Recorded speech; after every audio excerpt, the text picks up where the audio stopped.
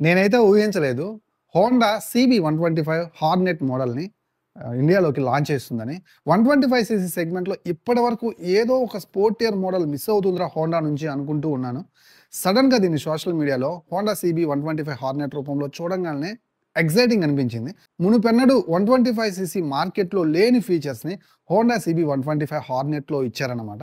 So, engine వచ్చేసరికి మనకి 124 CC engine same Shine SP 125లో ఎలాంటి ఇంజిన్ అయితే మనం చూసామో అదే ఇంజిన్. కాకపోతే ఇది మనకి 11.2 ఎన్ఎం టార్క్ అలాగే 11 బీహెచ్‌పీ పవర్‌ని ప్రొడ్యూస్ చేసే engine. Power and torque performance హెవీగా ఉండే విధంగా దీన్నే ట్యూన్ చేశారన్నమాట. సేమ్ షైన్ ఇంజిన్‌నే ఎస్‌పీ 125 ఇంజిన్‌నే కొంచెం పవర్ అండ్ టార్క్ అయితే ట్యూన్ చేసి మనకు ఆఫర్ చేస్తూ ఉన్నారు. ఇది 60 స్పీడ్‌ని 5.4 సెకండ్స్‌లోనే అచీవ్ చేస్తుందన్నమాట. అంటే ఇన్‌స్టంట్ పికప్ అండ్ ఆ పుల్ చాలా అద్భుతంగా ఉంటుంది. 125 సీసీలో first time in segment champagne golden colour 37 mm మనకైతే యూఎస్‌డి ఫోర్క్‌లో ఆఫర్ చేస్తూ ఉన్నారు.